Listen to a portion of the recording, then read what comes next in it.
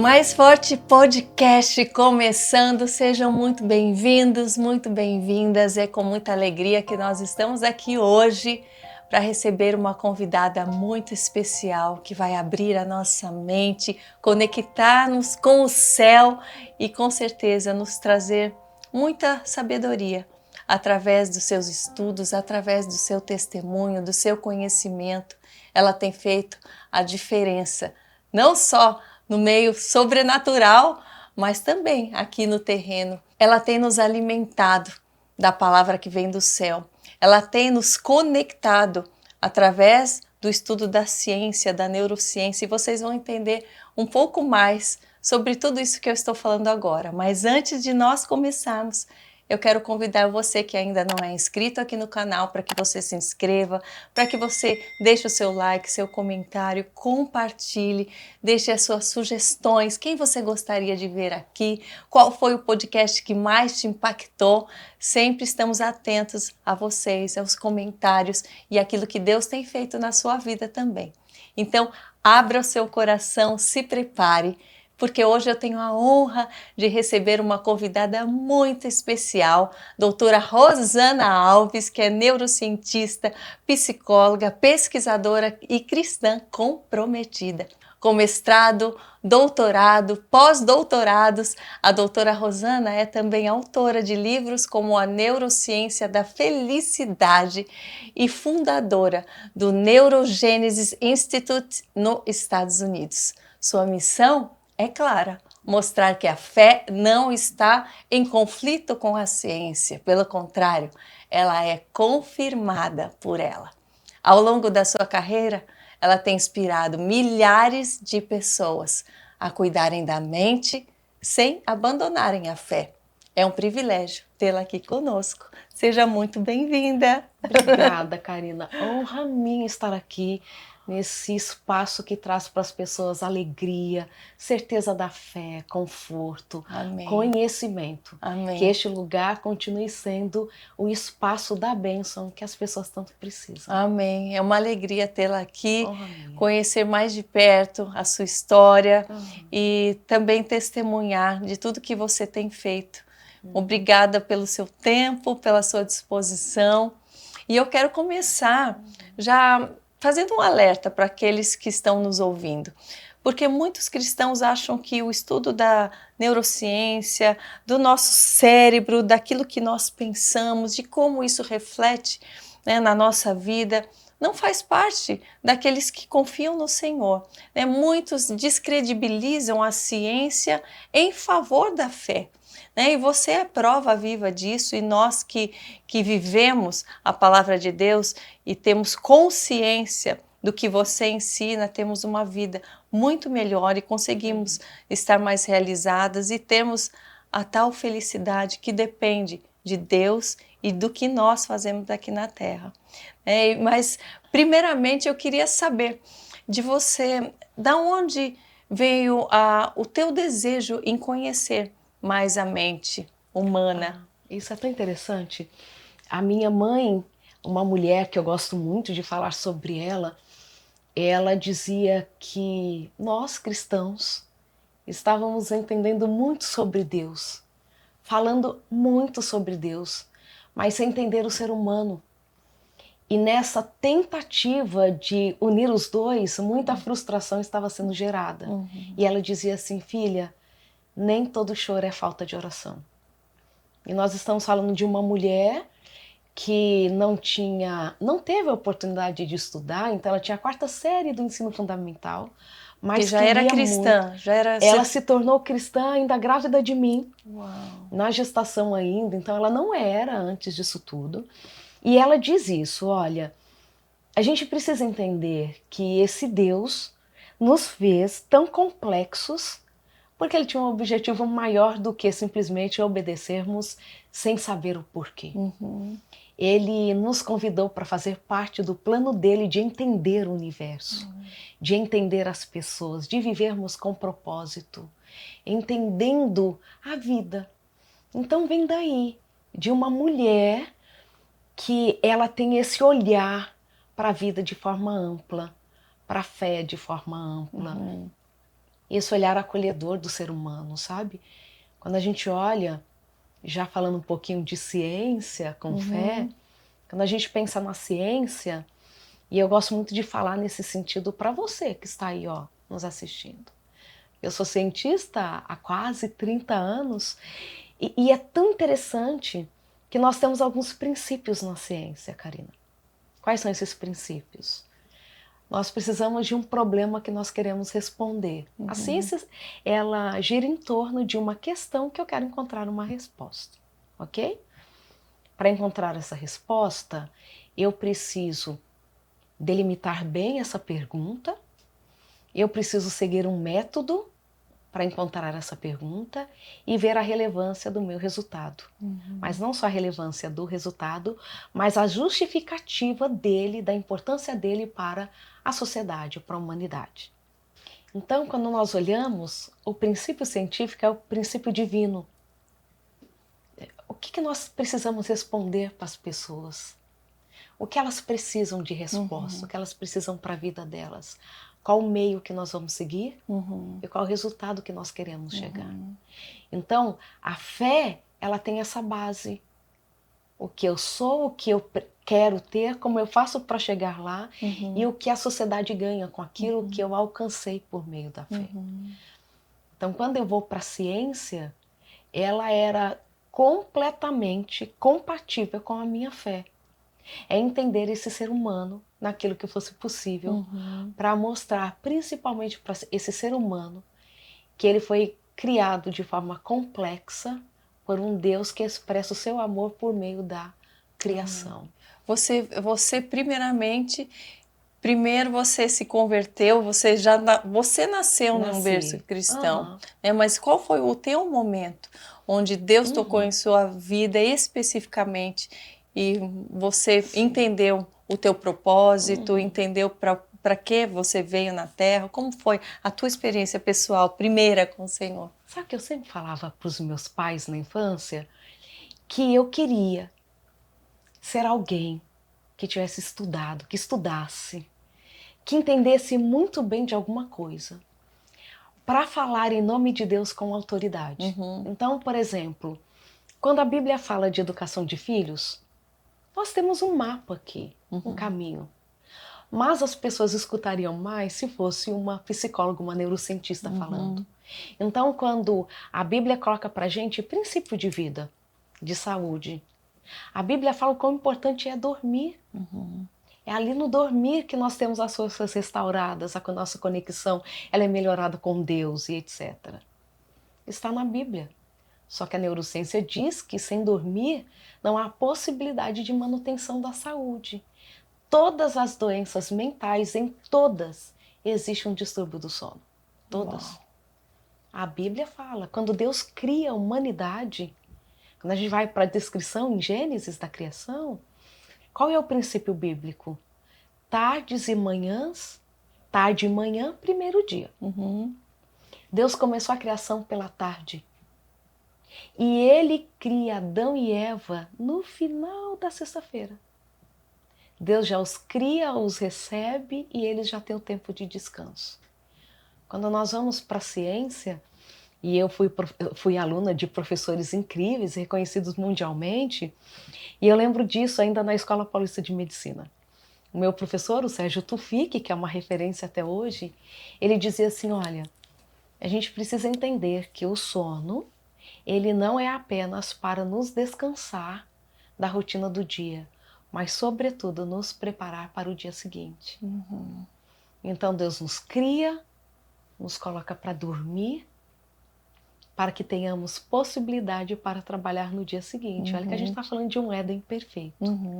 Então, quando a Bíblia fala de alimentação e coloca para a gente parâmetros, quando nós vamos olhar hoje para a ciência, os parâmetros bíblicos para alimentação, tudo que a gente olha ali, que Deus fala assim, não toque, não coma, é extremamente inflamatório, por exemplo, para o nosso organismo. Olha, não comer demais. Hoje nós vemos a longevidade atrelada ao comer menos. Não é só comer saudável, é comer menos. Os princípios estão ali. E para mim, que é algo que eu coloquei no meu recente livro, nos mais recentes, eu coloquei esse princípio da epigenética. O que a epigenética diz, né? Que eu tenho os genes que são influenciados pela história de vida, pelo ambiente. Quando a gente vai olhar para a epigenética, por exemplo, um maltrato na infância, ou mesmo um maltrato que uma mulher gestante, já ali no 3º, 4º mês de gravidez, se ela sofrer algum tipo de violência significativa, os genes daquele bebê, principalmente a menina depois do 3º, 4º mês da gestação, que os óvulos dela já estão ali formados, ela leva como se fosse um carimbo nos genes, podendo aumentar. E a gente sabe pelos estudos a vulnerabilidade ao transtorno de personalidade múltipla, borderline, ao aumento dos níveis dos hormônios de estresse que podem acompanhar a vida inteira, assustar com facilidade, perda de memória, etc. Nasce com essa marca nos genes, pode nascer, né? E esta marca pode chegar até a 4ª geração. Qual o princípio bíblico que nós estamos dizendo? A Bíblia é muito clara em dizer que a maldição pode chegar até a 4ª geração. E não estou falando que a violência é uma maldição, né? A pessoa fez. Mas é a maldição do mundo, sim, né? Mas, ao mesmo tempo, a epigenética diz que essa epigenética, essa alteração no comportamento dos genes é reversível. Então eu vejo, olha, a maldição pode chegar até a 4ª geração, científico, e a bênção de Deus até a 1000ª geração. Deus está impresso na natureza. Deus está impresso em tudo. Eu lembro lá ainda na década de 90, 2000, no início de 2000, eu tinha um professor, o Dr. Carline, referência mundial em farmacologia, os estudos dele junto com de um egípcio que proibiram o uso da maconha no mundo. Foram os estudos dele, os pioneiros, né, farmacológicos. E eu tinha aulas com ele e ele dizia assim, olha, tem função terapêutica, que ele já via naquela época, mas ele falou assim, a gente ainda vai descobrir mais. E ele dizia assim, olha, no alto do orgulho da minha juventude como um cientista brilhante, eu achava que não havia quem houvesse criado tudo. Mas seria muita arrogância continuar acreditando assim. Porque não existe nada que eu estudo no cérebro que não tenha a marca de alguém que fez com um objetivo. E ele falava muito disso da cannabis, que era um dos campos de investigação dele. E ele falava assim, ainda vamos expandir muito na terapêutica da cannabis. Porque se nós temos receptores no cérebro, para uma planta, ela precisa ter o seu efeito terapêutico, claro. A ciência continua dizendo que faz mal para a saúde, que causa dependência. A gente não está falando do delta-9-THC, que é a parte recreativa da dependência, ok? Acabou de sair um artigo, mais uma vez, confirmando que faz mal sim. Não existe essa ideia, vamos liberar maconha que não faz mal. Faz mal. Inclusive pode provocar perdas irreversíveis para o pulmão e para o cérebro, ok? Isso é científico. Estamos falando da extração de uma partezinha da planta que faz bem terapeuticamente, principalmente para a parte motora, ok? Que eu acho que é legal a gente explicar isso, bem, né? eu já estava aguardando para perguntar sobre isso, porque muitas vezes a pessoa pega um trecho e coloca, né? Faz bem, podemos usar, então está liberado. Não podemos, como a gente não pode usar remédio para hipertensão se não formos hipertensos, e ainda mais grave quando falamos, né, de drogas psicotrópicas como é a maconha. Mas é para trazer esse princípio. Ó, se Deus criou, tem um objetivo para o bem, para a saúde. Então não tem como, eu gosto de dizer isso, não tem como olhar para a ciência e não enxergar Deus em tudo aquilo que eu já estudei, em tudo aquilo que eu já pesquisei e daquilo que eu escuto dizer. dessa digital de um Deus. O que foi mais impactante nos teus estudos ou no teu momento, né, desde que você começou a estudar, onde a ciência comprova a fé, comprova a Bíblia? Qual foi o fato ou alguma descoberta recente que mais te impacta, assim, ou te impactou? Puxa, deixa eu pensar, são tantas coisas que me impactam. Eu vejo quando a gente consegue ver a reversibilidade do mal, Deus mudando. Então, quando a gente estuda, por exemplo, em laboratório, lá nos ratinhos, o ratinho que foi maltratado pela mãe, e ele vai transmitir esse comportamento mal, que a gente fala assim em laboratório mesmo, né, para as próximas gerações. Você tira esse ratinho desse convívio tão ruim e nós o colocamos no convívio de uma mãe boa, a gente muda o comportamento dele. Então acho que eu vejo a marca de Deus quando eu vejo pessoas já conseguindo ter uma reversão das suas perdas neuronais a ponto de não conseguirem andar por conta de um AVC, de um acidente grave que os deixou tetraplégicos. Eu vejo um Deus que não desistiu de nós. Então, para cada mazela humana, Deus debruça cientistas para estudar sobre, para melhorar a nossa vida, para trazer sentido para a gente. Então, isso me encanta muito. Me encanta ver que Deus, ele faz movimentos celestiais para os propósitos dele. Então, quando eu estou em diferentes lugares do mundo, nossa, eu tive a ideia de estudar só de potássio ATPase, uma proteína que eu sempre estudei. Nossa, a sódio-potássio ATPase pode estar envolvida com esse processo cerebral. Quando você vê, tem um movimento mundial estudando o mesmo. Deus preocupado conosco. E o que eu acho lindo, ainda mais em Deus, Karina, é Ele preocupado comigo. É um Deus que nos usa para cumprir propósitos. Ele coloca um propósito tão lindo na sua vida, né? Mas Ele quer que eu cumpra propósitos. É para a honra e glória dele, mas Ele não esquece de mim. Sabe esse Deus completo? Esse Deus completo que entrega a profecia para a mãe e pai da gente. É o Deus que Ele faz a gente acreditar no impossível. Sabe? Talvez você precise acreditar no Deus do impossível. Não é o Deus só que se revela por meio da ciência.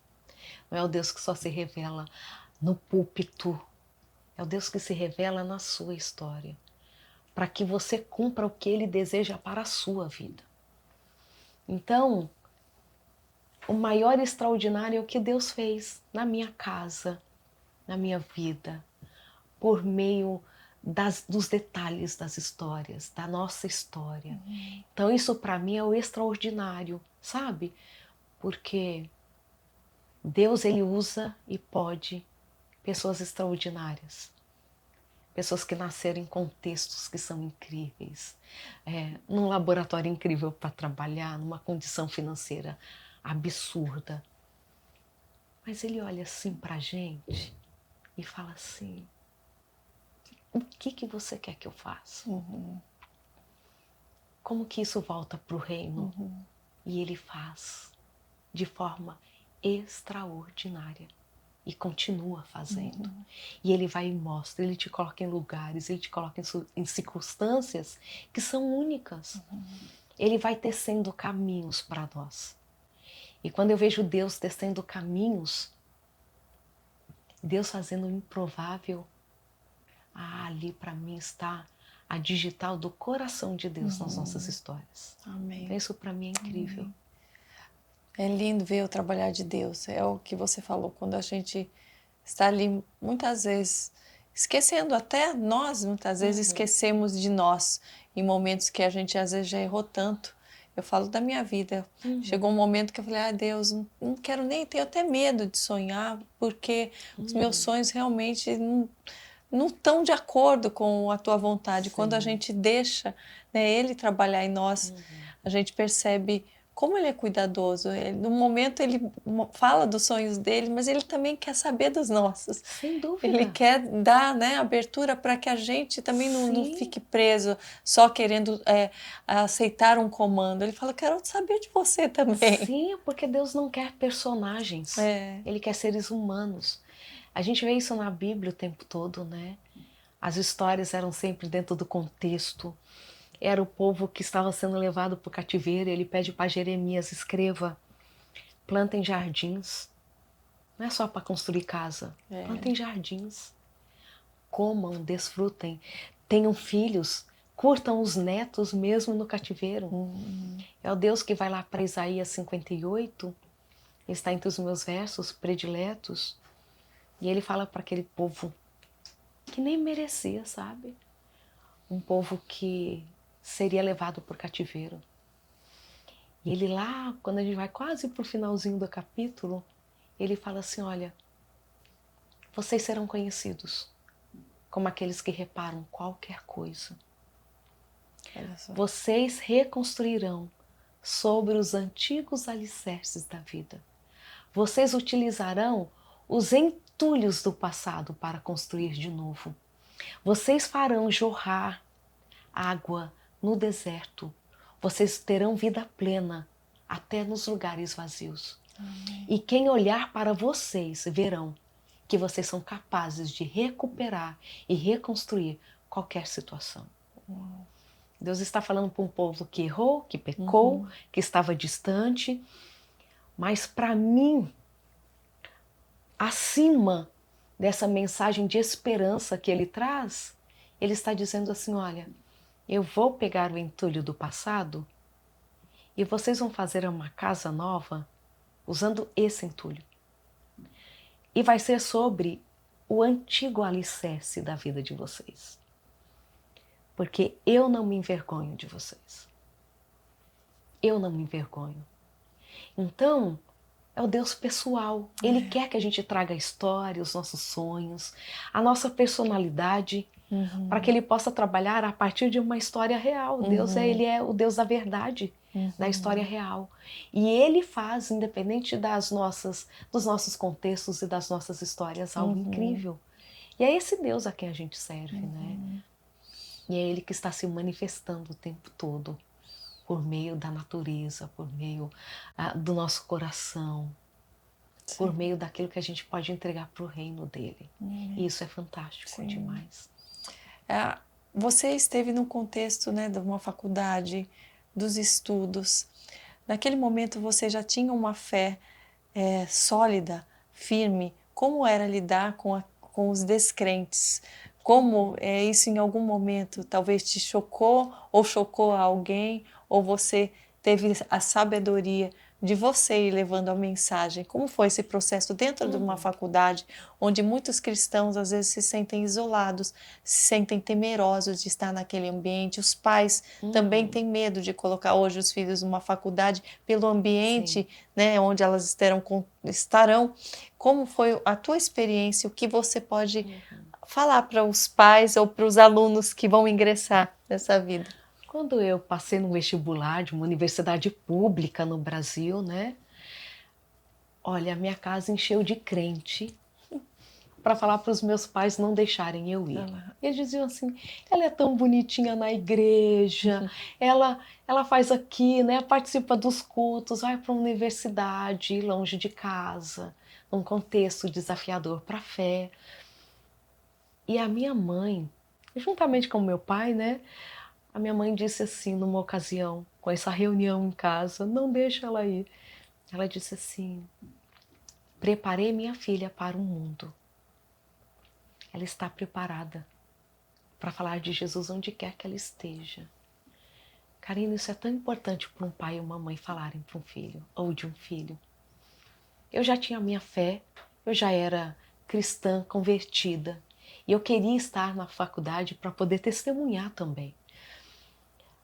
Mas aquelas palavras da minha mãe, todo mundo duvidando, mas ela não. A minha filha está pronta, preparada. E ela disse assim, olha, hoje pode parecer bem esquisito, um risco.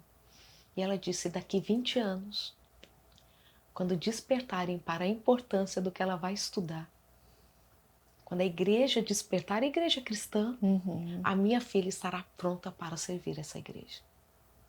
Olha que e ainda convicção. ser testemunho para outros jovens. Aí ela me deu uma tarefa. Filha, você vai para um lugar assustador, para a fé. Nunca saia de casa, nunca. Promete para a mãe, ela falou. Nunca saia de casa sem estudar a Bíblia, sem fazer o seu culto o melhor que você puder fazer. Antes de sair de casa, todos os dias. Não durma sem estudar a Bíblia. Se não for assim, filha, não tem nada que vai te sustentar lá. Uau.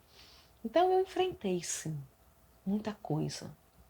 Não era época de redes sociais, então se você era maltratado numa sala de aula, isso nunca vazaria, etc. Então eu fui, sim, muitas vezes maltratada pela minha fé. Maltratada porque é crente, está fazendo o que aqui? Se você acredita em Deus, por que você está nessa disciplina? Já fui confrontada, assim, de professor sentar e falar assim, ah, é? Deus existe? Estou sentado esperando você me convencer. Eu vivi tudo isso, né? E você, de que forma você lidava? Você falava, você deixava para depois, você pedia para o Espírito Santo te guiar com o que era o ideal? Sempre pedi para ele me guiar. E uma coisa que eu acho que era da minha característica, eu sempre fui engraçada. Eu era do atletismo, então eu sempre joguei handebol, vôlei, corria. Então, assim, eu acho que nesse aspecto eu era super leve. Eu era amiga de todo mundo da classe, etc. Então, nesses embates, se eles me falavam, se eu tinha oportunidade, eu falava. Mas não era daquela assim, ai, discordo, ai, nada a ver. Eu anotava no meu caderno. Ó, o professor falou isso. Como eu argumento a fala dele, anotava no meu caderno. Porque eu acreditava diferente daquilo.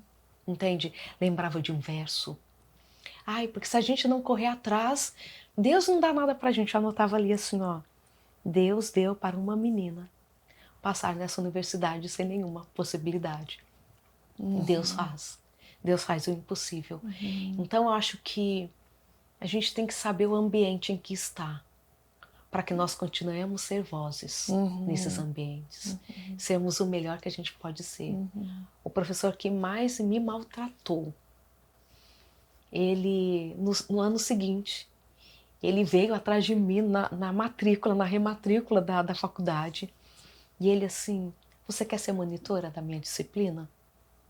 Eu falei assim, não, já estou na neurociência. Ele falou assim, porque em todos os tempos, nós nunca tivemos alguém com as suas notas na minha disciplina, que era uma disciplina bem difícil. E ele falou isso. Ele falou assim, olha, ninguém nunca teve as suas notas na minha disciplina. Ele falou assim, você quer trabalhar comigo? Uau! Alguém que me maltratou assim para a classe Meu inteira Deus. algumas vezes. E ele falou assim, ninguém nunca tirou as suas notas na minha disciplina. E ele falou assim, isso é um registro. E você foi nós. trabalhar com ele? Não fui, porque eu já estava na neurociência, né? Não tinha como conciliar as duas áreas naquele momento. Mas ele passou a me respeitar. Olha, você pode atender aquele grupo de alunos que estão com dificuldade, eu não vou conseguir ajudá-los, tal? Eu ia lá. Karina, mais do que a gente fala é o que a gente faz. E mais do que a gente faz dentro da igreja é na sociedade. Quando Deus fala que o sacrifício que eu quero é dar comida para o pobre, é dar oportunidade, Ele está falando da gente fazer algo além das nossas paredes. Onde quer que estejamos. Eu escolhi uma carreira científica. Eu preciso ser excelente ali. Eu preciso ir para um congresso internacional e a minha apresentação ser impecável. Eu preciso ter uma bolsa de fomento do governo para minha pesquisa e entregar tudo na data. E fazer mais. A minha apresentação, minha defesa do doutorado foi impecável. Porque eu estou representando um Deus que já é maltratado nesse mundo. Ele não precisa de advogados, mas de testemunhos. Sim. Como ter compreender o limite também da excelência e da cobrança excessiva, para não cair num perfeccionismo também que adoece, que hoje nós vemos muita cobrança sobre tem que fazer tudo perfeito, e também vemos biblicamente falando que devemos fazer tudo com excelência, como quem faz para Deus. Eu acho que esse é um limite, um entendimento que muitas pessoas precisam buscar para viver em equilíbrio também. Como você encontra isso? Para mim, vem de uma palavra: dependência. Porque na dependência, tiro de mim o resultado final. Entende? Tira de mim, sou eu que tenho que fazer e acontecer. Eu faço a minha parte, mas a dependência dele é que traz o equilíbrio. Porque é ele quem me coloca nos lugares que ele quer que eu esteja, é ele quem me dá a habilidade para desenvolver as diferentes tarefas que cada um de nós tem. Então esse entendimento de que o que eu faço é para ele, mas que vem dele, me tira desse lugar da autossuficiência. Porque quando a gente vai olhar, o humanismo, ele fala que a maturidade, ela vem com a autossuficiência. Né? A maturidade, a marca é a autossuficiência.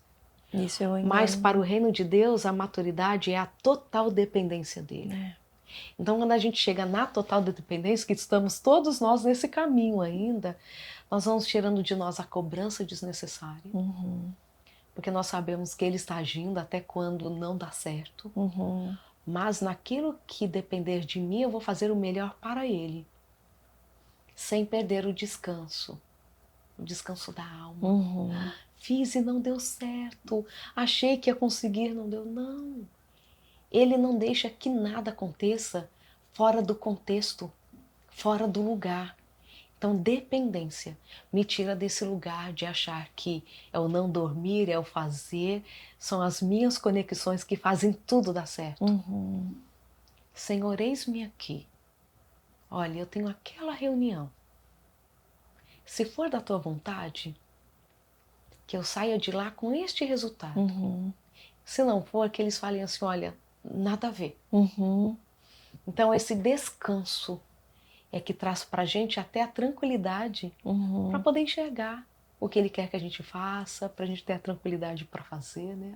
A neurociência já fala sobre isso também. E um detalhe importante que você fala sobre isso também, sobre a questão da oração.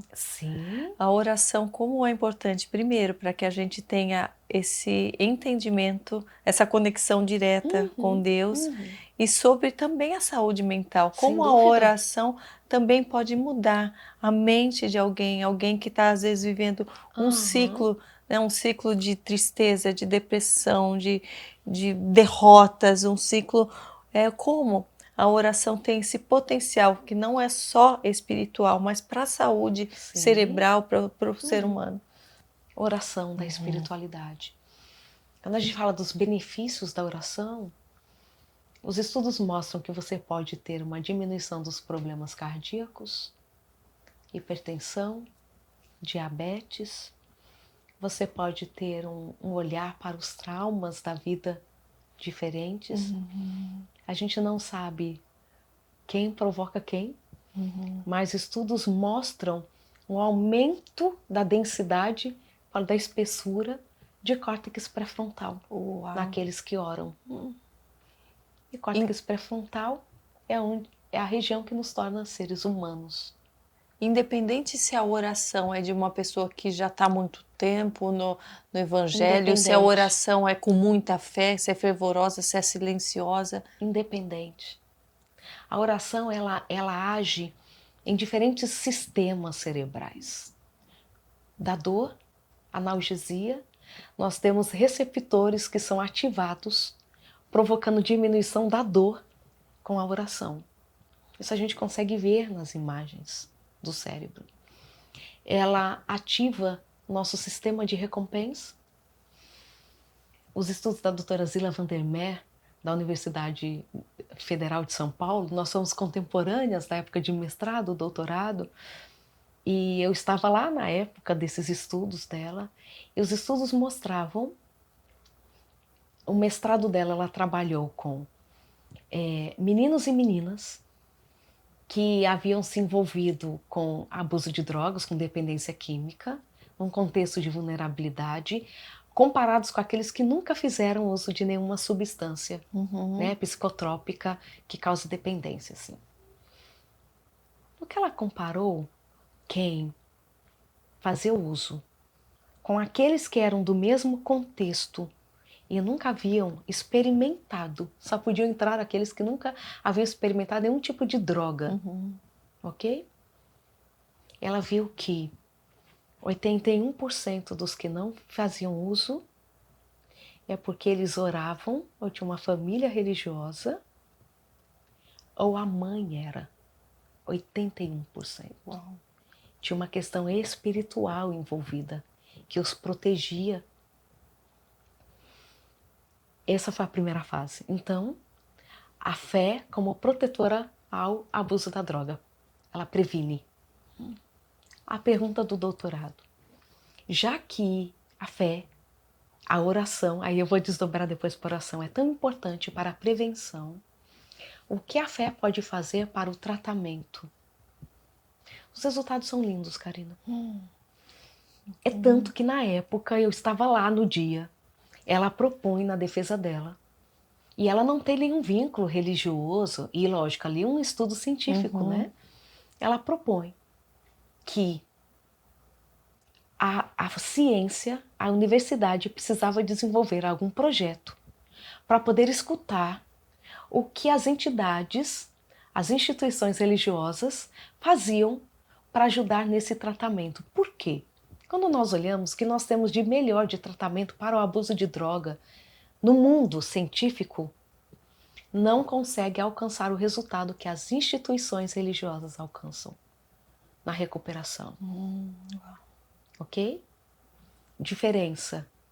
Não é qualquer, eu acredito e etc. O que ajuda mais ainda? Uma fé que é praticada. Um corpo de doutrinas claro que é seguido. Então isso ajuda muito. Esse dependente, os relatos eram assim. Olha, não sei o que acontece quando eu estou lá na fissura.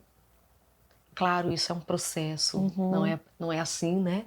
É um processo, não é para todo mundo ainda nesse primeiro momento de ajoelhar, mas eles diziam, o relato era esse. Olha, não sei o que acontece. Quando eu estou na fissura, eu ajoelho, eu oro e a fissura passa. Os estudos foram olhar. Quando se olha, então, esta via de recompensa que é tão ativada no abuso da droga, ela também é ativada na oração. E quando ela é ativada, ela pode trazer esse alívio para a necessidade incontrolável de procurar a droga. Então é uma estratégia para a dependência química. Uau. Ela é uma estratégia para olhar para a própria história e para o pertencimento. Na oração nós pertencemos. E se há uma necessidade do ser humano é de pertencer. As pessoas querem pertencer aos amigos, à família, à sociedade, ao emprego, àquela faculdade. E na oração existe um pertencimento. Um pertencimento a um Deus que ele traz para nós a sensibilidade de enxergar a vida além do acaso. Olha, então existe um Deus guiando. Faz bem para a pele, para o relacionamento, ajuda a gente a dormir melhor. Claro que a oração, ela não nos impede de passar por problemas, né? Mas ela é a estratégia de Deus para enfrentá-los. Então a ciência hoje fala dessa oração até mesmo quando alguém ora por mim. Sim. Mesmo sem eu saber que existe alguém orando. Que incrível, né? A ciência fala assim, alguma coisa acontece que a gente percebe. Tem um estudo antigo até, e que ele é feito de tempos em tempos, num hospital da Universidade de São Francisco. Um grupo recebe oração ali internados em situações mesmo de saúde bem complicadas.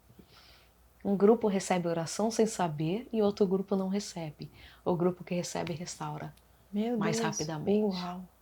Então a oração, ela é esse presente do céu, que não está limitado ao tempo, ao espaço, ao nosso lugar social e nem à nossa história.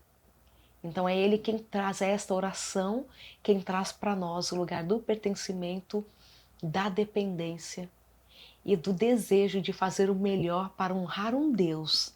Não que eu preciso ser perfeita, mas aquilo que Ele colocar em minhas mãos, entregarei com excelência. Amém. E sabendo que aquilo que eu não faço, é Ele quem completa. Então, voltando lá da oração, desse meu lugar na universidade, que eu passei por diferentes universidades, né? Sabe o que era mais legal, cara? Era esse lugar de, olha, hoje a gente não quer discutir o artigo científico. A gente quer saber o que você pensa. Por que você aqui, ó, tá caindo o mundo ao nosso redor e você tá aqui, calma, gente. Calma, vai dar certo.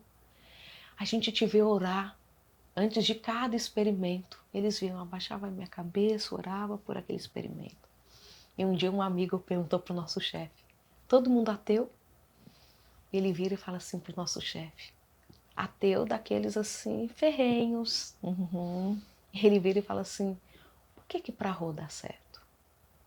A bolsa que a gente queria de fomento dela foi aprovado. Tantos anos que não é aprovada uma bolsa assim. E ele brincou e falou assim, acho que é porque ela ora. Olha só. Entende? Então, quando a gente se preocupa, não se preocupa, né, de ir além, né? Mas assim, Senhor, eu quero te honrar com aquilo que o Senhor quiser. Deus me escolheu para a ciência. Porque Ele sabe que lá existem pessoas, claro, em todos os lugares, que eu preciso testemunhar. Então lá era o meu lugar de testemunho, de assim, olha, dá errado para mim também, claro que dá errado, mas o Deus é aquele que me sustenta, que traz outros caminhos, que mantém a paz, que excede todo entendimento. E se a gente se preocupasse, ou se a gente se atentasse, só de transmitir a paz que excede todo entendimento, o mundo já se convenceria de que Deus é Deus. Porque é isso que falta. Encontrar sentido para a história. Diante, né, da gente, de tanta comprovação, né, sobre o poder da oração, o que você pode ressaltar da diferença entre meras frases feitas ou ensaiadas, frases de positivismo, elas hoje em dia, elas podem complementar a oração, isso pode ser o resultado da oração, ou elas simplesmente por elas mesmas não têm nenhuma valia, porque a gente vê pessoas ensinando, olhe para o espelho e fale, eu sou isso, eu sou aquilo. Se não houver Deus, essa frase também surte algum efeito positivo no cérebro ou na autoconfiança da pessoa? Olha, é tão interessante isso. Claro que aquilo que for positivo dentro do equilíbrio vai ter um efeito sobre o cérebro, claro, né? Mas eu aprendi que a oração é abrir o coração, a alma, como se faz ao melhor amigo. É você do jeito que está, chateada ou feliz, cheio de expectativas ou não. É abrir-se para ouvir, para se entregar, para reconhecer onde precisa melhorar. A oração é isso, né? Agora, tem o componente espiritual e o neurológico envolvido. Se nós ficarmos só com a fala positiva, até a neurociência fala que ela pode ter o efeito contrário, se for só a fala positiva. Por quê? O nosso cérebro, ele segue algumas premissas. Ele quer economizar energia, ele já gasta muita energia para nos manter vivos. Ele quer economizar energia e evitar a dor, o desconforto, aquilo que faz ele sofrer, ok? Ele quer prazer e economia de energia. Quando eu vou para frente de um espelho e falo assim, eu sou o máximo, nasci linda, poderosa, não tem nada que não aconteça para mim. Este mês será o mês da vitória. Vou conseguir sustentar toda a casa, vou ser promovido no meu trabalho e tal. Você aumentou em muito a chance de dar errado. neurologicamente falando, né? Ali pensando cognitivamente falando. Por quê? Lá na nossa premissa, o cérebro quer economizar energia e ele se prende no prazer. Quando eu olho para o espelho e já digo para ele que tudo deu certo, ele vai abandonar aquela tarefa. Já deu certo. Não preciso gastar energia pensando em estratégias, por exemplo, para conseguir meu aumento. Já vou lá no shopping comprar o sapato para pagar com o salário que vai aumentar. Então, o excesso de positividade pode atrapalhar o resultado. E a gente vê isso lá nos estudos. Atrapalha. Por quê? O cérebro quer resolver problemas para ele ter prazer, economizando energia. Não tem o problema, porque tudo já deu certo. Para que eu vou gastar energia com aquilo que já deu certo? Então já vou para o próximo prazer, que é comprar o sapato que aquela promoção vai pagar. Então, quando nós falamos disso, o cérebro precisa do contraste mental, que é uma teoria, uma organização que a doutora Gabrielle Oettinger, da Universidade de Nova York, fez. Como que ela fez isso? O primeiro estudo dela era com mulheres que queriam emagrecer. Então elas vinham para seguir um protocolo e elas eram entrevistadas. Ok, tudo anotado. Todas dentro do mesmo padrão e etc. Todo mundo com a mesma idade, com a mesma necessidade de perda de peso, tudo controlado. Quando foram olhar os resultados, algumas mulheres haviam perdido mais peso do que outras. Na investigação, foram para o discurso dessas mulheres. Então, o grupo que menos emagreceu foi o grupo que dizia assim: custe o que custar, eu vou emagrecer. Chegar no final do ano, vou caber naquele vestido. Não tem nada que me tire esse propósito, o resultado já é meu. Esse foi o grupo que menos emagreceu. O grupo que mais emagreceu foi aquele que falou assim: olha, preciso. Como preciso? Mas vai ser difícil. Porque tem o happy hour da empresa, que eles pedem aquela pizza que eu gosto, olha, e etc. Esse grupo perdeu mais peso. Por quê? Porque foi colocado um desafio para o cérebro, uma tarefa. Quero, mas eu vou precisar prestar atenção nisso, investir energia para alcançar o objetivo. Está preparado para o desafio também. Estou E preparado para o desafio. Então, nesse contraste mental, existem os passos, né? Que é o UP. Desejo, objetivo para chegar lá, obstáculo e estratégias. Se a gente não seguir o objetivo, né, o desejo, o objetivo, os obstáculos e as estratégias, o cérebro não vai criar as estratégias que são necessárias caso algo dê errado no meio do caminho. Uau! Então é extremamente importante. Aí quando eu olho para a oração e para o que Deus faz comigo, Ele olha e fala assim: você tem valor para mim. Você é capaz. Mas se eu não estiver aqui na estratégia, você corre um grande risco de chegar no final frustrada. Então, eu não faço e não aconteço. Na dependência dele, o que eu posso fazer se revela por meio do poder dele. Então, esse lugar da positividade é extremamente importante de tomar cuidado, e da oração também. Oração não é amuleto. A oração não é a chave do pote mágico da vida. A oração é relacionamento. E neste relacionamento, Deus vai me ensinando a me acalmar, a esperar nele, de que o pecado é injusto. E até aqueles que são tementes a Deus sofrem as injustiças do pecado, que permeia a nossa existência. Eu sou filha amada, sim, mas filha amada, a minha filha amada, a Angelina, ela cai da bicicleta. Entende? Ela também é frustrada. Então, a oração me traz para este lugar de ouvir, de me humilhar. Deus vai convencendo a gente: ó, fez errado, sim. Veja se da próxima vez você faz diferente. A oração é o lugar da maturidade. Então, funciona pensar, orar, as palavras positivas podem ter o seu lugar, mas essa profundidade vem de alguém que quer fazer a vontade de Deus. Sim. E nós vamos nos tornando sensíveis ao revelar dele nos detalhes. É um semáforo que fecha, é um semáforo que abre, né? É a roupa que eu queria e, nossa, e entrou na promoção. Não estou falando do Deus da futilidade, que ele não é, mas o Deus da sensibilidade. Amém, amém. Você fala sobre a questão da felicidade, né? E a gente percebe o ser humano cada vez mais buscando esse lugar de ser feliz. Quero ser feliz. A gente vê em tudo, né? Eu quero me sentir amado, porque quando eu me sinto amada, eu sou feliz. Ah, eu quero viajar em todos os lugares, porque naquele lugar eu me sinto feliz. E você fala que existe esse lugar. Né? E como encontrar esse lugar em meio ao caos, em meio aos problemas, em meio às dificuldades, e, e como é a verdadeira felicidade que é a proposta por Deus a nós, diferente daquelas que o mundo imagina ser. Eu coloquei no livro uma definição de felicidade, que é: ser feliz é gostar de viver. E quem gosta de viver sabe que existem os problemas e que eles estão aí para nós trabalharmos sobre eles. Quem gosta de viver cuida da saúde física, cuida da saúde mental, cuida da espiritual.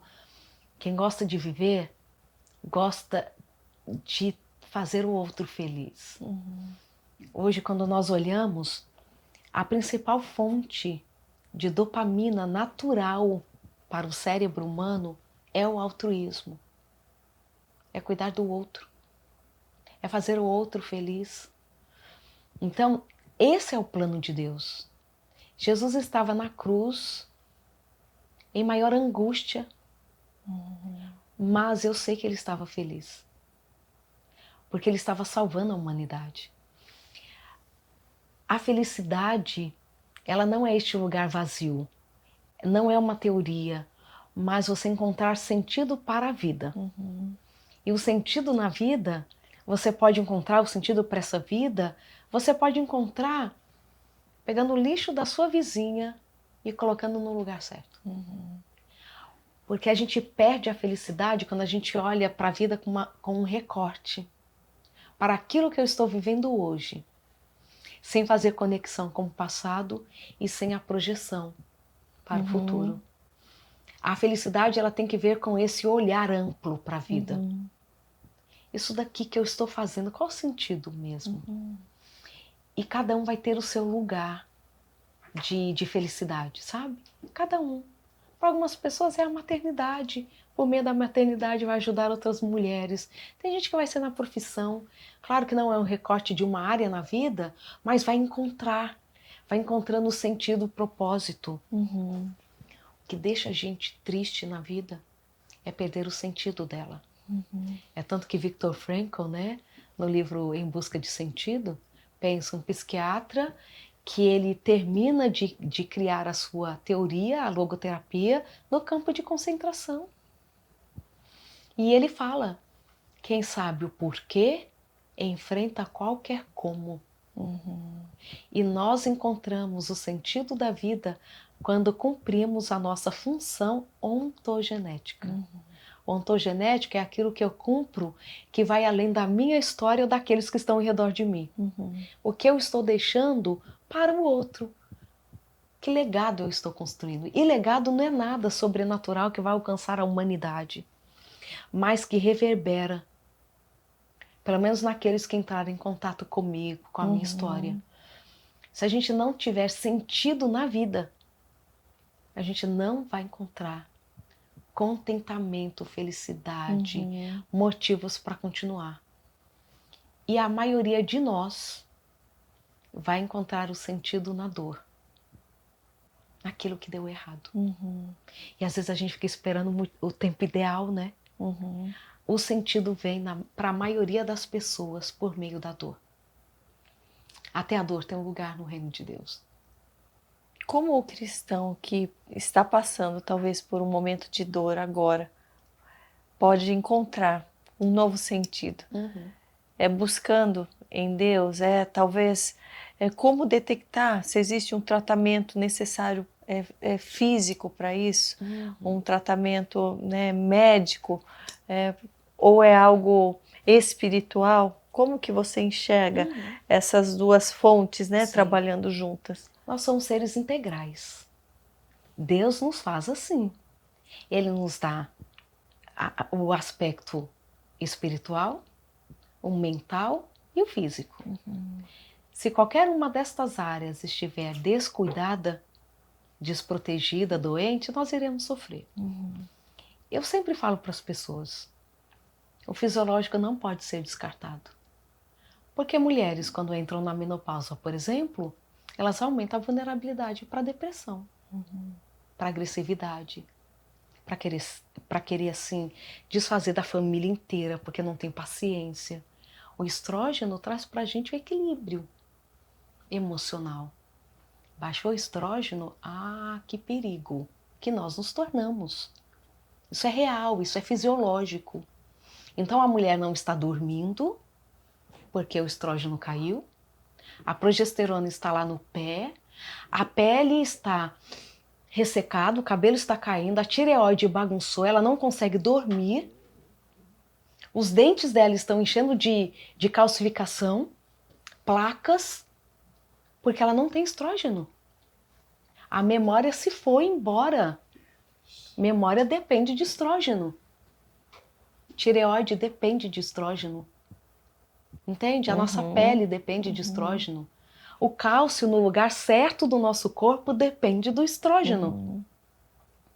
A gente não emagrece se o estrógeno estiver fora do lugar. Pode passar na água, que não vai emagrecer. Aí a mulher olha para o espelho. Tá com a maior placa no meio desses dois dentes. Nem escovar os dentes eu sei mais direito. Que a vitamina D leva o cálcio para o lugar certo, né? Então, a vitamina D é o carrinho que carrega o cálcio para colocar lá nos nossos ossos, nos lugares certinhos. Só que o estrógeno é o GPS do carrinho. Entendeu? Ela olha no espelho e tá com aquela maior placa no meio dos dentes. Aqui a gente tem um canal de cálcio entre os dois dentes, né, da frente, e que se a vitamina D estiver bagunçado o estrógeno, ele vai depositar um monte aqui. Ele não vai depositar nos ossos como deveria.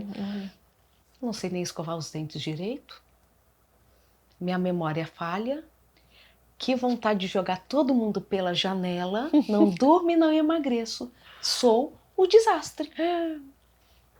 Gente, vai lá. Coloca o hormônio no lugar. Colocou no lugar, a vida volta. Atenção, mulheres. Atenção, mulheres. Atenção, gente, mulheres, não fazer um exame de sangue, saber como que está tudo isso. Baixou a vitamina D, você aumenta a vulnerabilidade ao suicídio. Meu Deus.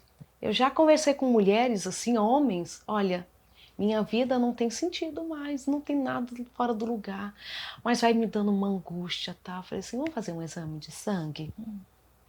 Vitamina D baixíssima. Fez a reposição de vitamina D, a vida voltou a brilhar. Olha só. Entende?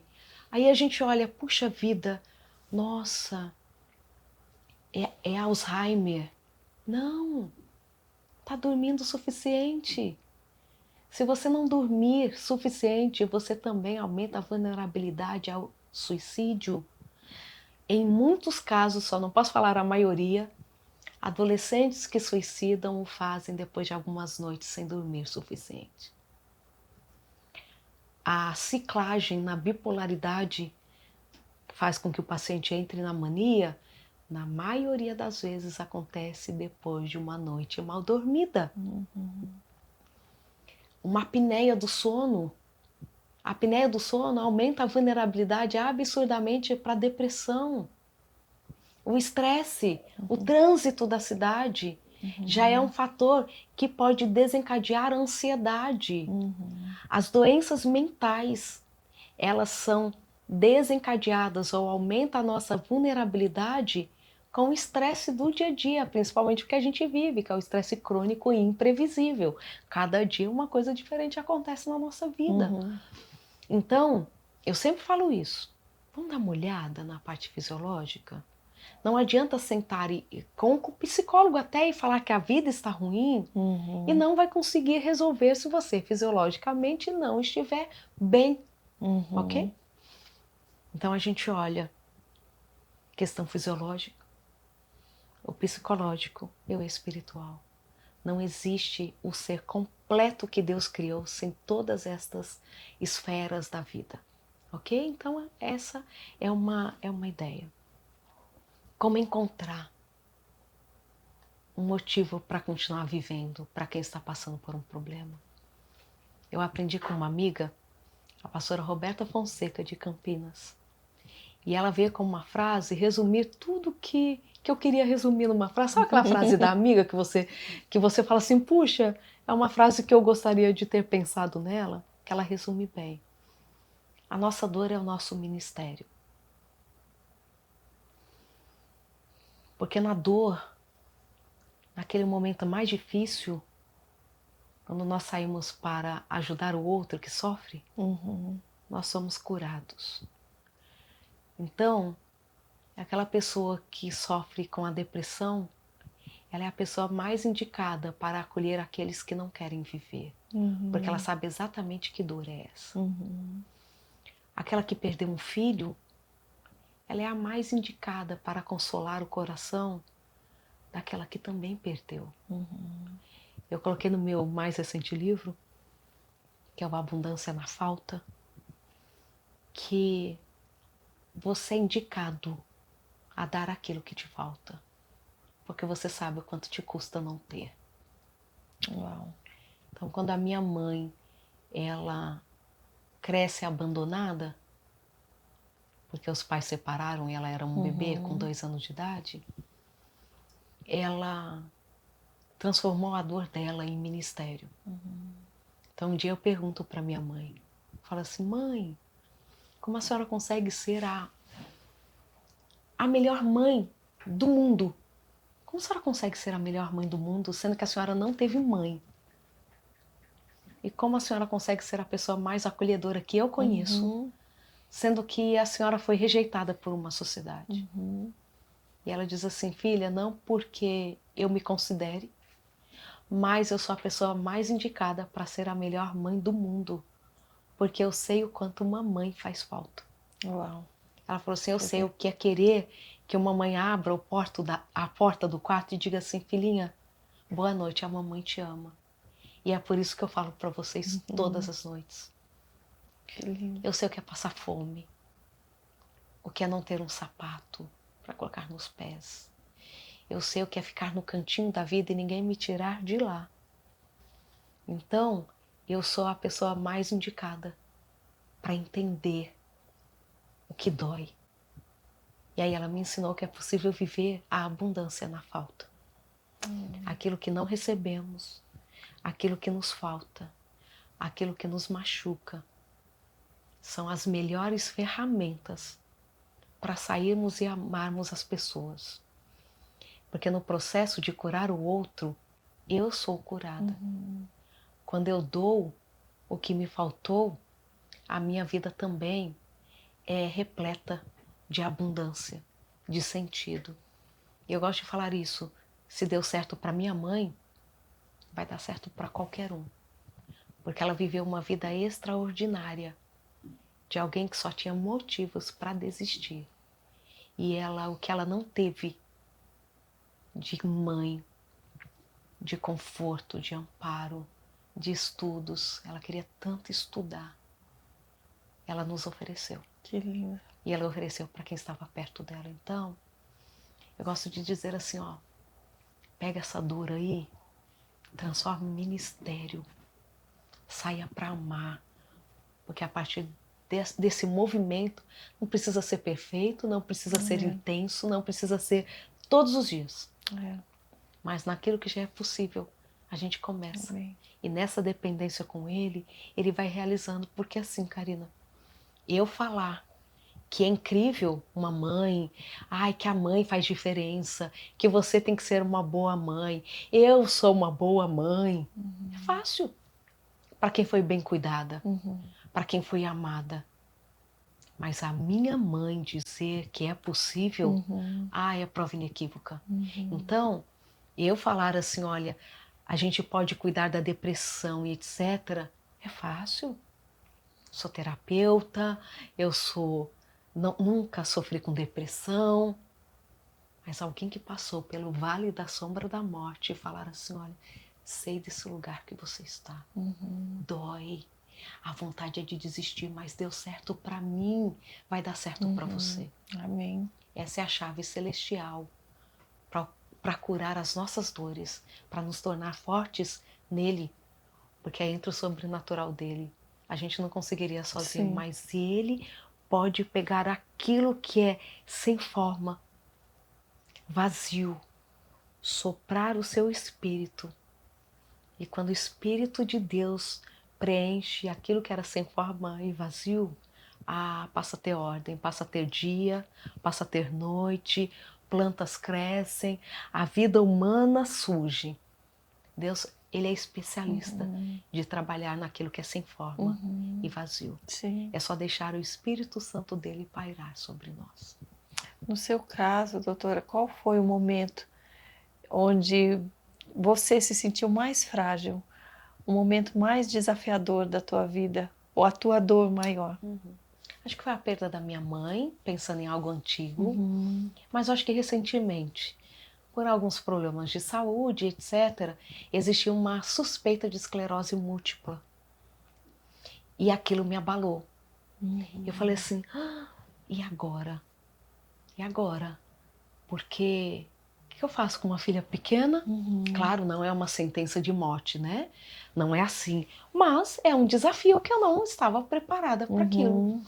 Então, quando você está no momento de fragilidade, e eu vivi isso há pouquinhas semanas, né? Graças a Deus que não existe essa possibilidade. O diagnóstico não foi positivo, graças a Deus. Mas você ficou quanto tempo na expectativa de saber do diagnóstico? Olha, uns 6 meses. Meu Deus, imagina. Uns 6 meses. E Nas algo investigações. que mexe com o intelecto, com o teu conhecimento. Você imagina? Completamente. Eu falo assim, tinha que ser neurológica mesmo, né? Meu Sistema Deus, nervoso central, imagina. do que eu estudo e etc. Mas não é. Então, quando estava na véspera da consulta com o meu médico, eu ali na certeza do diagnóstico, e eu falei assim, Senhor, eu só queria ter algumas décadas ainda pela frente, com muita saúde, para trabalhar para o reino. Eu falei assim, eu não quero estar frágil, porque cada um tem uma evolução e etc, né? Eu falei assim, não quero. E eu falei assim, Senhor, como é difícil falar assim, seja feita a tua vontade. E eu falei assim, seja feita a tua vontade. Chorando, assim, chorando. E eu falei assim, seja feita a tua vontade na minha vida. Porque o Senhor é quem me criou e o Senhor sabe o que o Senhor quer para minha vida. E aí, chorei. E dormi. No outro dia fui para consulta. O médico falou assim, não tem, a gente descarta completamente essa possibilidade, etc. Mas ainda fiquei alguns dias com essa sensação de tudo que eu vivi. E Jesus olha tudo isso, né? E ele falou assim, não é isso. Não vai ser isso para a sua história agora. Então acho que eu tive esses dois momentos. Um antigo, quando a minha mãe falece, que parece que a vida acabou quando ela faleceu, né? E eu falo isso para Deus, acabou. Não tem mais o que sonhar, não tem mais o que pensar. Quem era a minha força espiritual? Se eu tivesse qualquer dúvida, era ela quem orava, falava com Deus e etc. E eu falei assim, agora eu não tenho. E Deus assim, imediatamente fala para mim, você é capaz de viver até sem a sua mãe. Você só não pode viver sem mim. E eu tive que desenvolver a minha vida espiritual mesmo, depois que ela morreu. E com ela morrendo, nasceu em mim um ministério, porque eu não era quem pregava, ministrava, né? Eu tinha outras funções. Eu cantava, Karina. Você dá para acreditar nisso? Era assim a minha vida. A minha irmã ministrava e eu cantava. E depois, com a morte da minha mãe, em mim surgiu esse lugar da mensagem profunda de Deus, de que Ele cuida mesmo no caos. Ele está sustentando a gente. E Ele olha para a gente e fala assim, olha, no mundo tereis aflições, mas tem de bom ânimo porque eu venci o mundo. E se Ele fala do ânimo, é porque Ele sabe que nós o perderíamos em alguns momentos. E Deus continua sendo Deus. Amém. E Ele continuaria mesmo se a minha história hoje eu estivesse contando de forma diferente para você. Amém, amém. Diante de tantas pressões do mundo também, para os líderes cristãos, qual seria o teu conselho, a tua sugestão para que eles mantenham, né, a estabilidade mental, para que conduzam o ministério de forma saudável, para que isso não seja um sobrepeso, um peso, um fardo, que o Senhor já nos fala que o fardo dele é leve. Como detectar esses limites? A gente vendo tanto, né, líderes mesmo, assumindo cargas muito grandes. O que você poderia estar indicando? Qual é o sinal vermelho ali para estar atento e diminuir o passo? Cuidar da saúde mental, dessa preservação de quem eles são.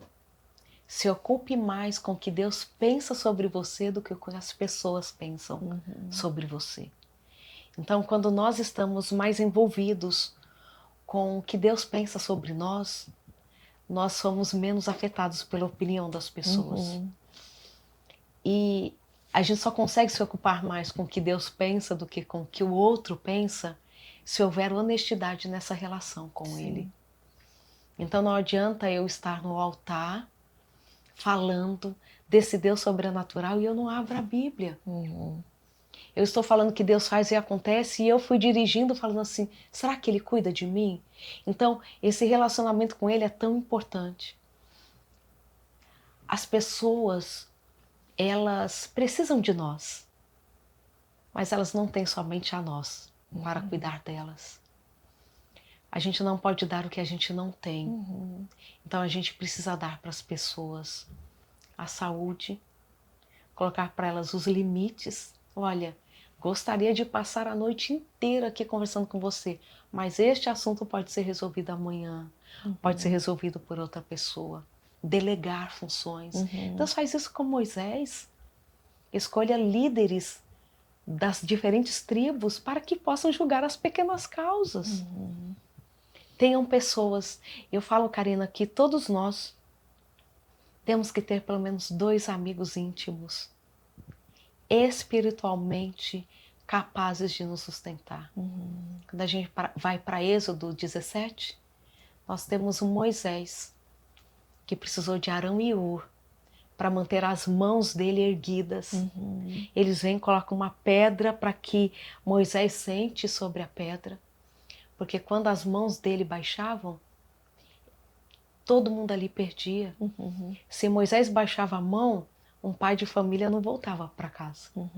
Quando ele baixava a mão, um jovem não voltaria para sua mãe. Então a gente tem que entender que a gente não dá conta de tudo como líder. Existem funções que precisam ser delegadas, cuidar desse corpo, que é o templo do Espírito Santo, e que precisa ainda ser muito usado para o reino de Deus. Autocuidado é extremamente importante. Olha, não caiam nessa, fala que é de Deus, mas está lá malhando, está lá cuidando da pele. Não, tudo isso é o reino de Deus. Somos a imagem e semelhança dele. Ele quer saúde para a gente, ele quer autoestima para a gente, porque nós representamos o reino da glória. Deleguem, cuidem desse corpo. E esta relação honesta com Deus, de quem nós somos, sem máscaras, aceitando dele as repreensões, o lugar que ele quer nos colocar e os lugares que ele quer nos tirar. Porque o reino de Deus é o reino do movimento. E entender que Deus nos usa, Mas Ele usa outras pessoas também. Não precisamos estar no controle de tudo, né? Sim. Deus não faz isso. Então, o jugo de Deus é suave e leve. O que Ele coloca sobre nós. Alguém falou mal de mim, eu sei quantos líderes sofrem com isso, né? Com as interpretações que as pessoas fazem nas redes sociais, em todos os lugares. Jesus fala assim, vem aqui, ó, vem aqui no canto, vamos descansar um pouco. O jugo de Deus é suave e leve. O olhar dele sobre mim, sobre você é leve, é suave. Sim. Olha, eu vejo tudo isso, Karina, em você. Amém. Mas olha o que eu vejo também. Olha o que eu vejo do seu potencial para o reino. Olha o que eu vejo da sua sinceridade, da sua entrega. Olha porque eu vejo. Não fique preso ao que o outro fala. Quando Jesus vai para o deserto da tentação, e Satanás fala assim, olha, eu te dou os reinos, olha, o pão. E ele olha para Jesus e ele chega a insinuar que Jesus é o anjo caído.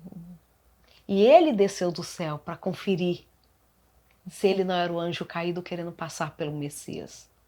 Se tu és mesmo filho de Deus, transforme essas pedras em pães. E aí o que Jesus fala? Nem só de pão vive o homem, mas de toda a palavra que procede da boca de Deus. E Jesus não estava citando as escrituras apenas. Ele estava lembrando do batismo dele. Quando ele ali no Rio Jordão, o próprio céu se abre e o Pai fala, você é o meu filho amado, que me traz muita alegria. Então, quando Satanás fala, se tu és o Filho de Deus, ele lembra das palavras que saem da própria boca de Deus. E quando tentam matá-lo lá no templo, quando Jesus fala, eu e o Pai somos um, entendem que o ataque é sobre a nossa relação com Deus sempre. Sim. Sermos filhos dele. Jesus fala assim, por qual das minhas boas obras que vocês querem me matar? Jesus estava ali na festa do inverno, no templo, ele cura, os fariseus chegam e falam assim, quem você é? Ele fala, eu e o Pai somos um. Aí eles tentam pegar Jesus à força para matar. E Jesus fala, por qual das minhas boas obras que vocês querem me matar? Olha, Karina, como a gente tem que prestar atenção nisso. Eles dizem assim, não é por nenhuma das suas boas obras, não é por nada do que você faz, mas por você dizer que você é um com o Pai. Olha a artimanha do mal. No final das contas, o mal não está importando com o que a gente faz. O mal está incomodado em sermos um com o Pai.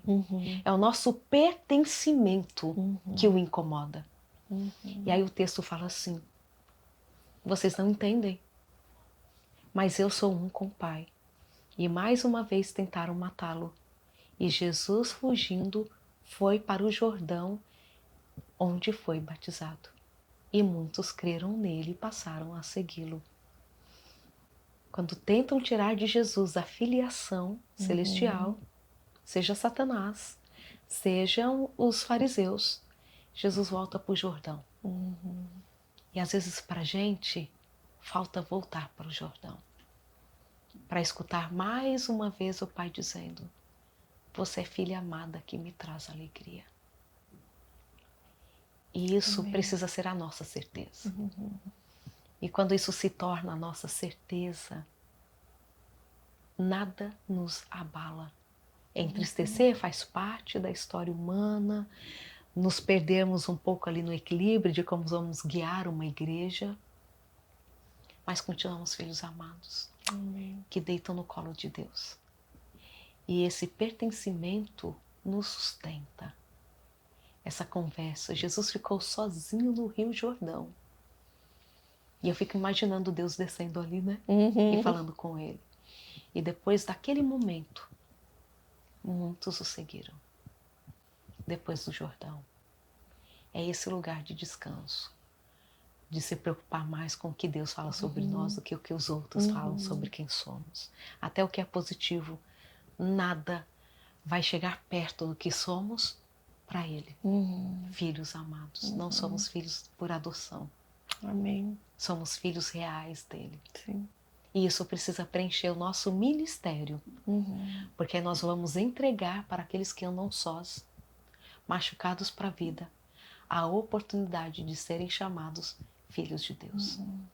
E a hora que a gente se torna filho dele, nessa certeza da filiação, as nossas buscas se encerram. E a gente passa a viver o ministério, mas não há mais busca de sentido, de aceitação, de fazer para que tenha sentido social. Isso tudo é consequência daquilo que recebemos dele. Diante desse mundo que nós estamos vivendo e de todos os estudos que você está a par, quais são as doenças mentais maiores assim desse século? E você entende que muito vem por questões também espirituais, de que aonde começa, aonde abre-se a brecha para que isso aconteça tanto no modo sobrenatural quanto no natural. Hoje nós sabemos que são ansiedade e depressão. Os índices são alarmantes. O Brasil, o país mais ansioso da América Latina. A rede social tem a ver com isso também, você acredita? Tem a ver, claro que a gente sabe que tem as suas vulnerabilidades. E a rede social, ela pode intensificar aquilo que já sinto. Ou me vulnerabilizar diante dos estímulos que recebo, né? Nós somos seres integrais. Espiritualmente falando, Satanás se aproveita das nossas vulnerabilidades. Sejam elas espirituais, sejam elas físicas, genéticas, momentâneas. Não importa. É tanto que a gente olha na ciência, a gente quer cuidar da depressão, independente de onde ela comece. E claro que nós sabemos que existem os pilares que ajudam nesse tratamento ou nessa vulnerabilidade. A espiritualidade é um pilar para o tratamento da saúde mental. Nós falamos de qualidade de vida só se existir a espiritualidade, independente de como ela é expressa. Melhor qualidade de vida ainda quando essa espiritualidade ela é expressa por meio de doutrinas claras. A religiosidade, que é algo que as pessoas confundem, não confundem, eu acho que a leitura do que é religiosidade hoje é diferente. Mas quando a gente vai para os estudiosos, religiosidade é o que nos traz mais qualidade de vida. Religiosidade não é você estar presa ao fanatismo. A religiosidade é o que me traz parâmetros do que eu devo, não devo seguir, devo, não devo fazer. Isso é espiritualidade. E espiritualidade é algo mais amplo, mas sem objeto específico. Eu sei que algo criou tudo, ou a natureza está aqui ao meu favor. Isso é espiritualidade. Religiosidade é eu seguir. Eu leio a Bíblia, eu sei o comportamento que eu tenho que ter, ok? Então, quando a gente pensa em qualidade de vida, a religiosidade ainda traz mais qualidade de vida do que a espiritualidade. Isso é científico, ok? Quando eu olho para esse indivíduo, eu tenho que olhá-lo assim, ok, você está doente, como que anda, o que você pensa sobre você, sobre a vida?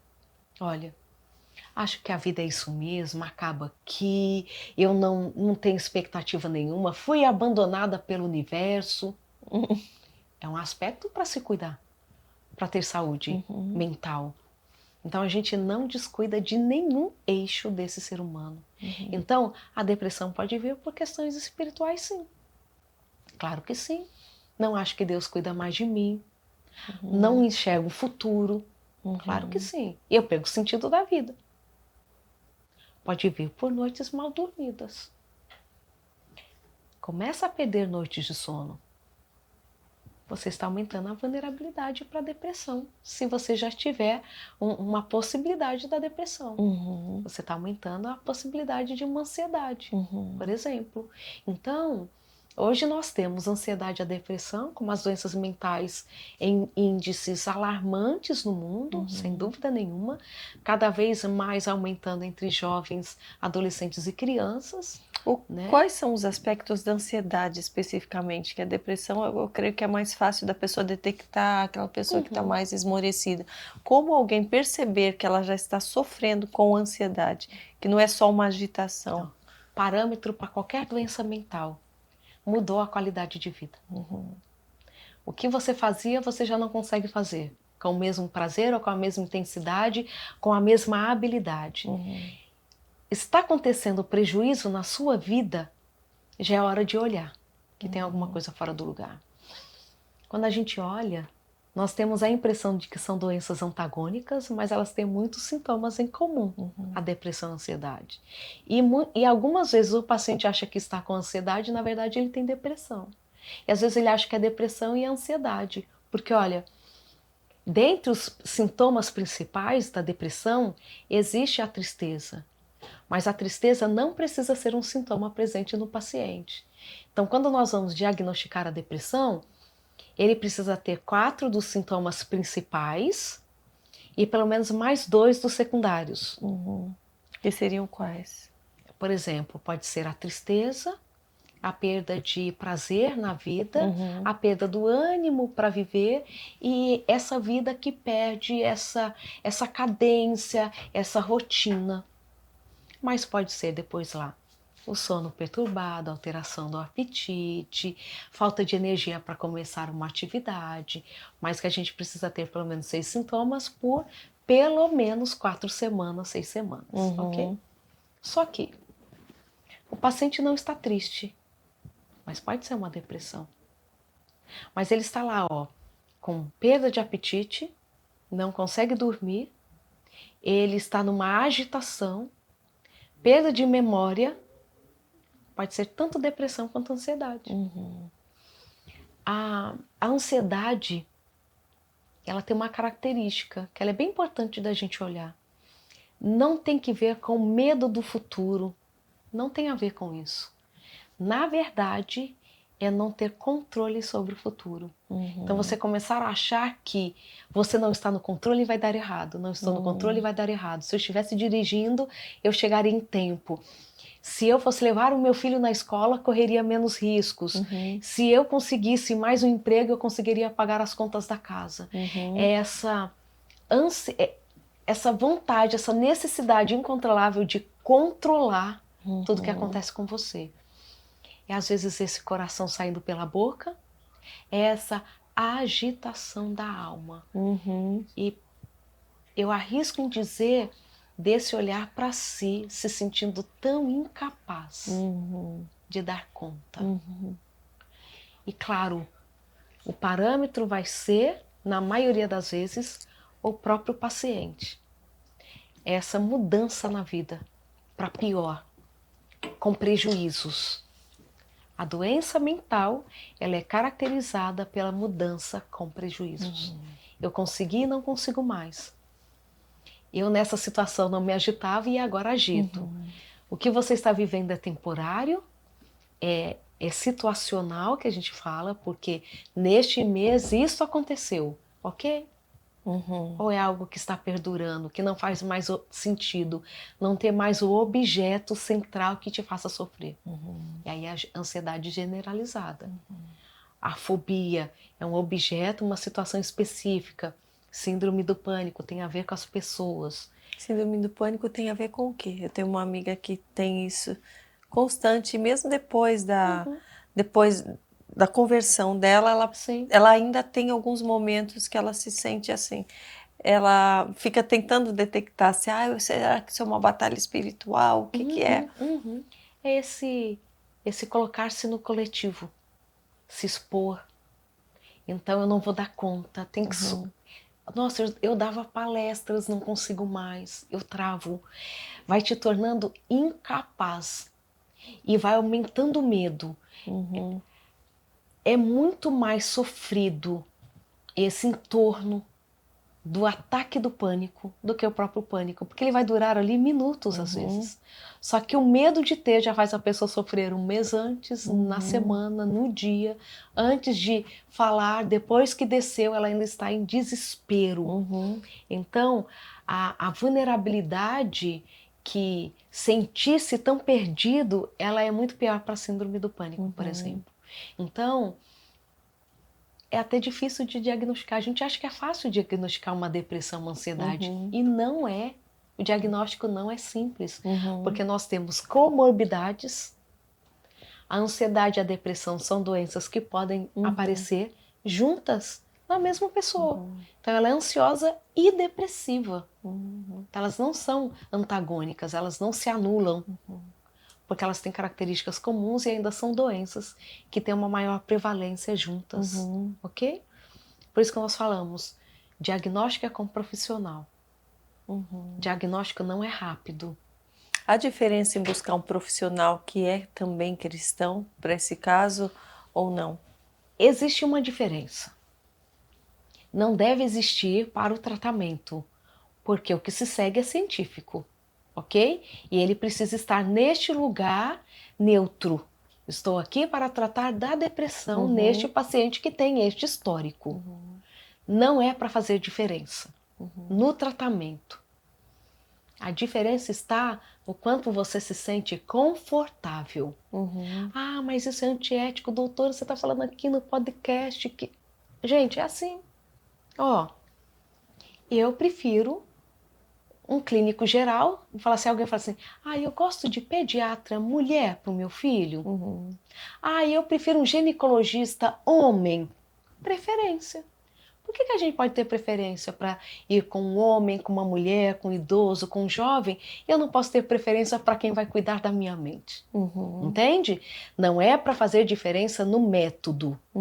Porque independente de quem faça, precisa seguir um método científico. Psicologia é ciência. Mas aquilo que me traz conforto, eu tenho a liberdade de escolher em quem eu quero ir. Essa é a liberdade garantida a nós de escolher o nosso profissional. Sim. Então eu queria deixar isso claro, pensando profissionalmente é isso, tá? Sim. Então a gente precisa estar num lugar que a gente se sinta confortável, sim. Até no entendimento da nossa fé. Por que não? Tem gente que prefere não. Quer alguém neutro para poder tratar só do que eu estou sentindo, para ver todas essas questões cognitivas, mentais, para não misturar com a minha fé. Tem pessoas que acham que vai misturar, né? Não é para misturar. Então ele vai preferir até que não é, porque ele quer que dê uma ênfase nessa saúde mental. Cada um tem a liberdade de procurar esse profissional que ele se sente melhor. Sim. Então, se ele quiser o cristão, ele tem o direito. Claro que a gente descobre quem é cristão, porque um indica, tudo indica, vê nas redes sociais, mas é um lugar que não tem como falar assim, não é cristão, né? Sim. Mas não é algo que o psicólogo ele possa fazer. Olha, eu sou psicólogo cristão. Não existe isso para a ciência, tá? No teu caso, como você lida com a tua rotina? Você que é mãe, que é esposa, profissional, e viaja tanto, como você faz para que você não tenha uma sobrecarga, para que você dê conta de tudo? Primeiro é saber que eu não dou conta de tudo. E é difícil, viu? A minha rotina ela é bem intensa. E com os anos eu tenho aprendido algo que é fundamental nessa vida. Dizer não. Porque nós somos de uma cultura que o não é o lugar do abandono, do vazio, do menosprezo, da superioridade. Principalmente quando as propostas do sim são coisas para fazer o bem. Eu acho Exatamente. Bem esse lugar. E aí eu aprendi que o não, ele dá o lugar para muitos sims. Quando eu falo não para mais uma conversa, quando eu falo não, eu estou dando um sim para ficar um pouco mais com a minha filha, para escrever um livro que eu vou abençoar muita gente. Eu estou falando sim para lavar os meus cabelos, para deixá-los bonitos, para eu me sentir bem, para eu poder atender melhor ao outro. Mas é uma batalha, porque nós somos da cultura de assumir tudo. E a gente vai se contentando com esse empoderamento vazio. Quanto mais faço, mais eficiente me torno, mais relevante, mais mudança social ou familiar eu provoco, e não é. Então tem sido um exercício para a minha vida. Um exercício, porque a gente vai acumulando cada vez mais compromissos. Então, estou no exercício do não. Do não com respeito, sem dúvida, né? Mas o não daquilo que eu não dou conta mais. Não dou conta. E a gente vai pagando um alto preço com a saúde, com os relacionamentos. Então, eu tenho feito esse exercício. Esse meu não, ele vai gerar quantos sims? E eu tenho feito a lista. E daí como é a sua rotina de oração, de estudo, Olha, de compromissos? Você é de fazer lista, anotar? Fica mais... faço lista porque isso ajuda o cérebro. Quando a gente organiza a rotina, a gente dá uma desocupada no hipocampo. Bem grosso modo que eu estou falando aqui, não é só de uma estrutura. O hipocampo ele está envolvido com evocação de memória, né? Consolidação, armazenar a memória, passa pelo hipocampo, e quando a gente precisa daquela informação, é ele quem nos ajuda a lembrar. Só que o hipocampo também está envolvido com gerenciamento das nossas tarefas. Ok? Então ele que fica assim, olha, hoje eu tenho que levar o carro para lavar, pegar o uniforme da criança, ok? Quando eu anoto, eu dou um pouquinho mais de folga para o hipocampo.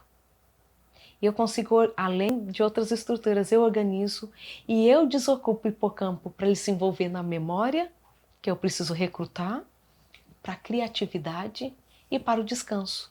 Quando eu fico o tempo todo, nossa, eu preciso fazer, eu não posso esquecer, eu também gero estresse para o hipocampo.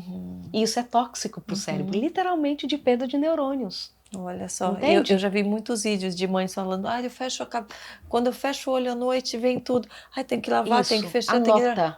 anota. E além de tudo, à noite, anota as atividades do dia seguinte. Porque isso também desocupa o hipocampo para a tarefa que ele precisa cumprir enquanto dormimos. Consolidação de memória, armazenamento das informações que precisamos guardar a longo prazo. Nós não guardamos memória de longo prazo, informações de longo prazo, sem o descanso da noite. Não existe memória de longo prazo, sem sono. Quando eu estou dormindo e eu fico ali, eu preciso fazer isso, aquilo, eu nem desocupo o meu hipocampo para cumprir a função dele da noite. Então, anotar. Como que eu faço? Eu anoto o que é principal do dia, não posso deixar. A lista começou a ficar grande, não vai dar, vou deixar para depois, porque eu já não vou fazer mesmo. Pelo menos eu já diminuo a angústia sabendo que eu não vou dar conta. Diminuo, preciso cumprir isso aqui, ó. Vamos colocar 3 compromissos grandes. E eu recheio com os outros. Então, eu preciso ir lá conversar com a Karina hoje. Se necessário, eu já vou passar na volta e comprar aquilo que eu preciso. Entendeu? Então, essa organização ajuda. Mas o que mais ajuda é aprender a dizer não. Aprendi num livro antigo, ganhei de uma madrinha no meu casamento há 20 anos. E ela é uma palestrante assim, super famosa. Vou achar o livro e vou contar para vocês qual é o livro. E ela é uma palestrante super requisitada. E ela tinha dificuldade para dizer não. Ela aprendeu a dizer assim, muito obrigada pelo convite, me sinto honrada, mas eu posso te responder depois para eu checar a minha agenda, até para não me comprometer com você e depois ter que desmarcar, o desgaste vai ser muito maior para você, contando comigo, aquela coisa bem fofa. E depois ela de fato ia checar. E no que ela checava, ela olhava se ela de fato poderia ou não. No que você coloca essa possibilidade para o outro já começa a considerar o não como uma provável resposta. Porque pior do que o não é dizer sim e deixar o outro na mão. Sim. E um detalhe é que coisas às vezes menores a gente acaba não anotando, como você falou, lavar o cabelo, ter que passar uma roupa, são coisas que você não anota. E às vezes você olha na agenda e fala, não, Hoje está tranquilo. Hoje está tranquilo, não tenho quase nada. E daí vai sobrecarregando aquela agenda e quando você vê, você já está no limite. No caos, no caos. E aí aquilo que era importante você não faz direito, porque você ficou mais 5 minutos ali numa situação que você não precisaria estar. Mas é um desafio. É um desafio, porque eu escrevo, eu tenho um instituto, eu dou aulas, palestras, ministro, tenho filha com 10 anos de idade, tenho um marido, tenho casa, ajudo a cuidar de negócios da família. Então, assim... Você vai detectando, né? Como que tá chegando no limite, deixa eu ajeitar aqui e ali. Isso daqui vocês cuidam. Olha, aqui já tenho quem cuida sem precisar do meu envolvimento. Ali também. Mas é um desafio. Mas olha, a gente vai melhorando. vai melhorando. Sim, Porque nós vamos é um vendo o exercício. resultado, né, É. desse exercício, que faz bem pra gente e faz bem pro outro. Então a rotina é intensa. Você falou Demais. sobre o exercício, né, sobre a necessidade do sono, de ter uma noite tranquila. Existe a quantidade de horas?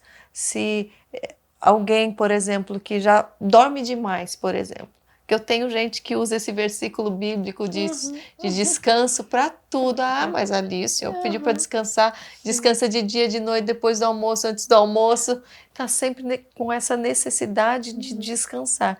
Qual é o limite saudável também do descanso? Olha, nós temos os dormidores longos e os dormidores curtos. Então tem gente que precisa de menos horas e outros precisam de mais. Tem a ver com idade, com saúde, Tem a ver com a algo não? idade, com a saúde mental, Tudo. tem a ver com genética, ok?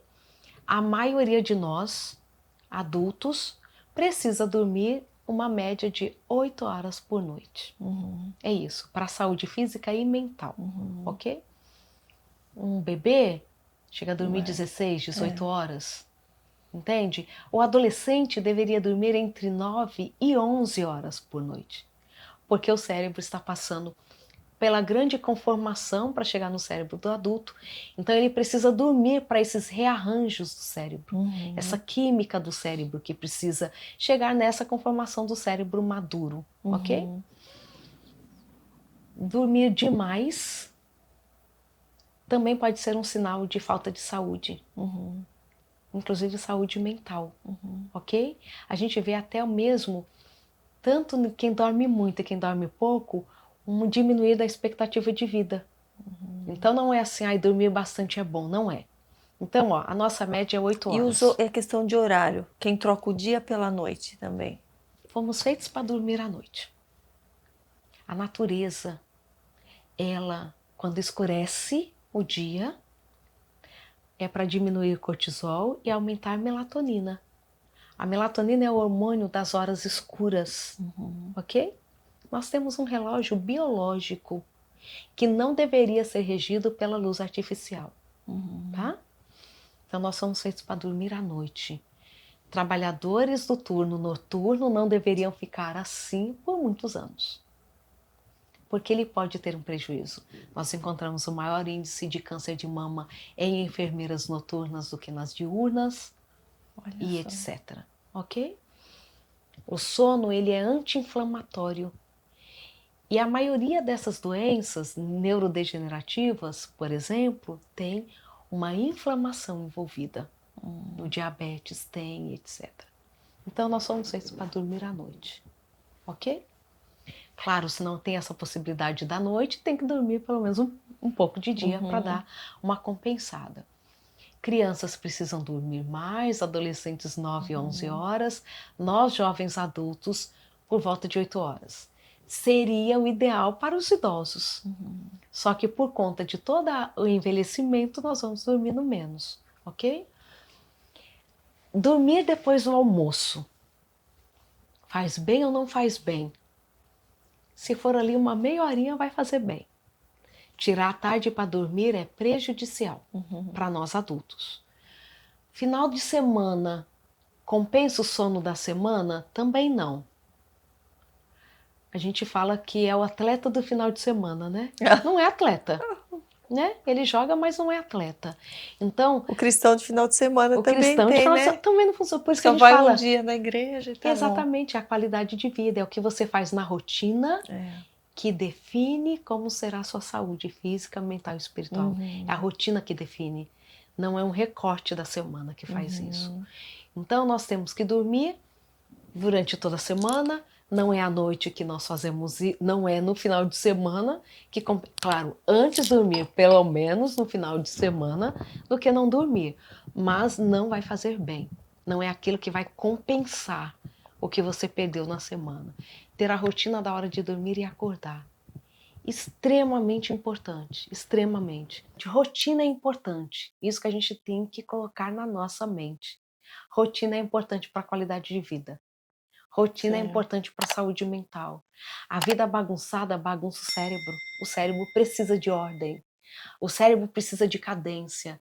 O cérebro precisa saber que momento ele vai descansar, que momento que ele vai acordar. O que ele tem na agenda dele para fazer. E assim a gente vai cumprindo o propósito de Deus, que é ter vida em abundância. E essa vida em abundância, ela acontece cuidando desse corpo de forma integral. Amém. Qual, no seu ponto de vista, o maior conselho que você poderia dar agora para quem deseja esse equilíbrio entre o mental, o espiritual, o emocional, o físico?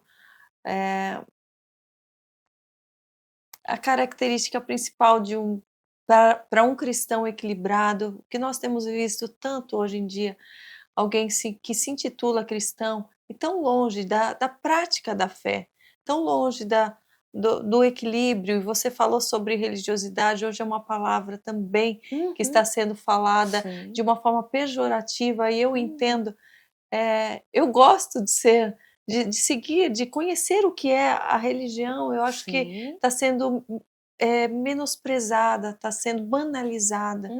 Então eu creio que a gente ter esse conhecimento fundamentado, ter firmeza na nossa fé, isso já é o início para que a gente tenha uma vida plena, né, no conhecimento da palavra.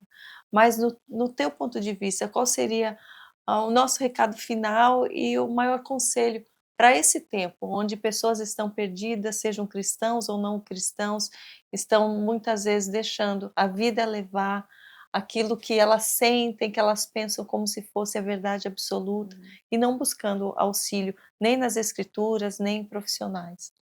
Acho que é diminuir a velocidade da vida. Eu vou até deixar aqui para você falar. Diminuam a velocidade da vida.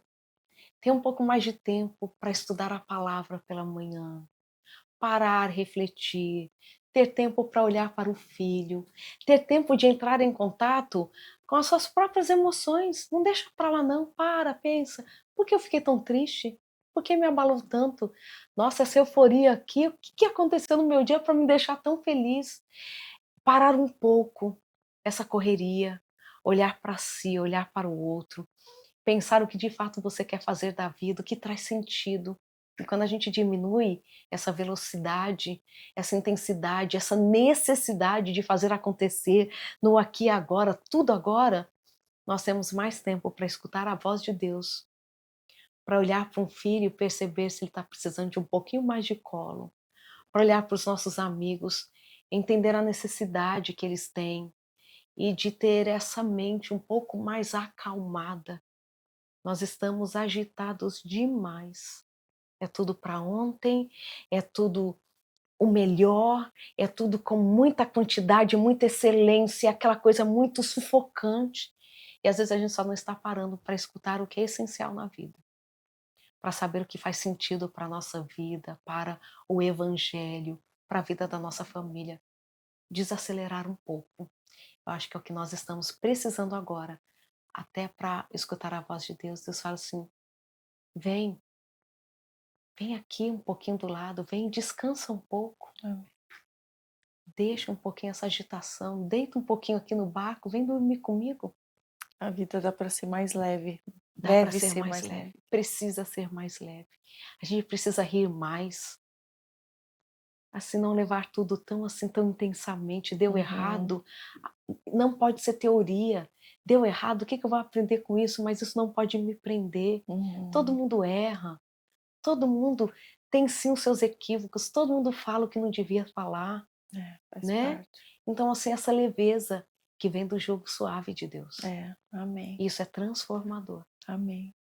Quanto aprendizado. Nossa, que lindo. Obrigada. Muito, muito obrigada. Eu que agradeço. Obrigada pela tua dedicação.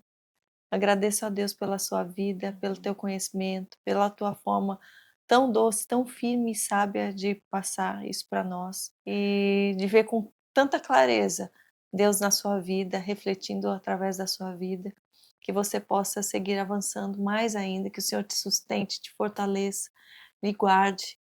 E gostaria que nós orássemos nesse final Claro, também. claro, eu que fico Me feliz de sinto estar aqui com honrada de você, estar é aqui honra com você. minha, num lugar de tanta relevância, vendo Deus se manifestar das diferentes formas nesse espaço reservado para a honra e glória do nome dele. Obrigada. Vamos Amém. orar então? Eu oro ou você ora? Pode orar? Posso orar, Pode. né? Obrigada, Pai. Obrigada porque é o Senhor quem vai à nossa frente, é o Senhor quem nos circunda de tanta graça, de tanta benevolência, de tanto amparo. É aquele que olha para as nossas histórias, para aquilo que temos para entregar para o Senhor e fala assim, olha, eu quero usar as suas potencialidades, a sua influência, aquilo que você já aprendeu, mas eu também não desperdiço Amém. nada do que você faz. Eu sou aquele que vou em todos os lugares com você. Eu sou aquele que transforma a vida. Eu sou aquele que mesmo no lugar vazio posso gerar vida plena. E Pai, eu sei que tem alguém aqui assistindo essa conversa, que assistiu o que conversamos, que ouviu e que está achando que a vida, ela é isso, o vazio, o deserto, que não há nada para aproveitar, não há nada mais do que se possa fazer. Mas o Senhor que nos deixou na sua palavra, que o Senhor é aquele que gera vida plena até nos lugares desertos. É o Senhor que traz sentido para os entulhos da vida. É o Senhor quem constrói casa nova nos antigos alicerces. Ah, se tem alguém que está com a cabeça baixa, envergonhado, achando-se abandonado, faz voltar para o Jordão, Pai, para escutar que é filho amado, que traz alegria. Se tem alguém que está achando que com as próprias mãos está desfazendo a família, traga posicionamento, traga a firmeza que existe no Senhor, para que possa reconstruir aquilo que o Senhor deseja que seja feito. Dê discernimento.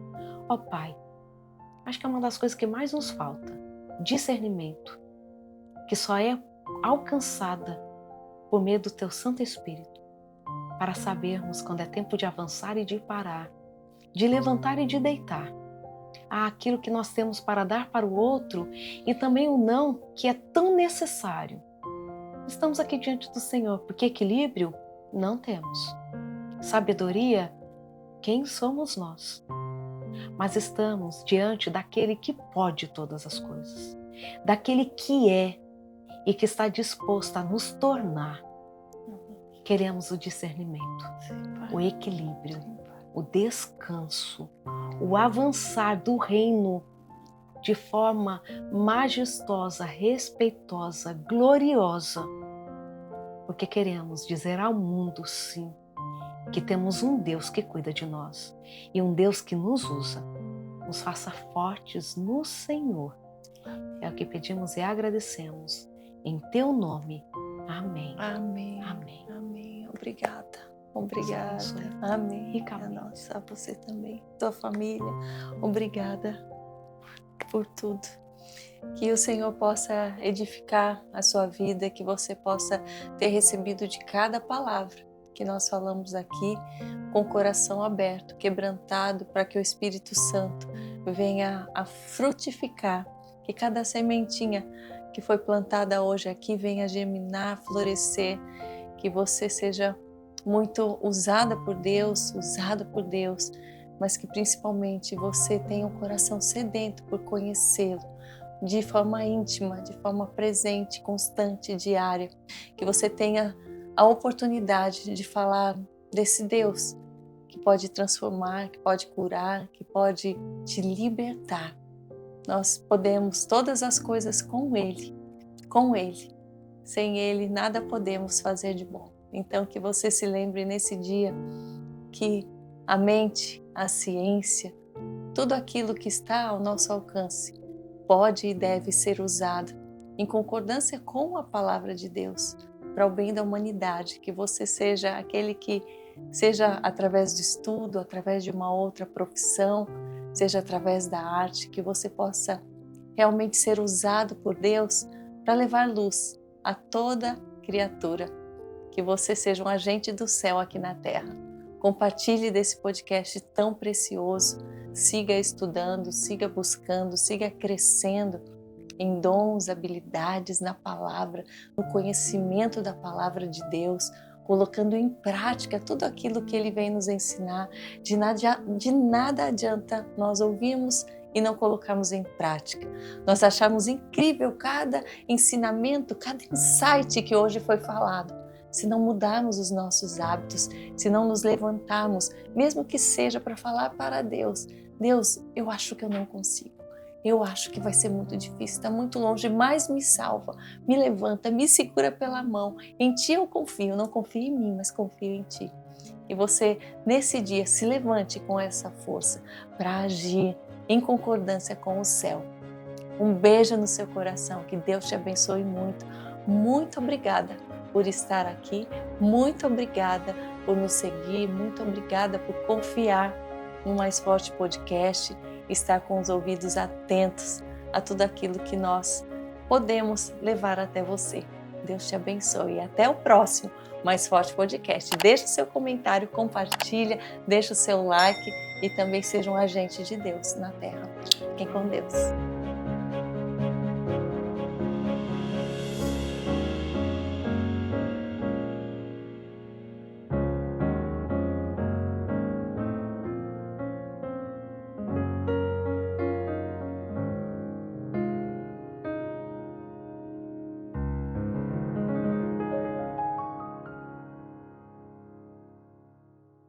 Diretamente de Jerusalém, eu te convido a conhecer ainda mais de perto a história bíblica. Eu te espero no canal Karina Bach do YouTube com Karina em Israel, caminhando pela Bíblia.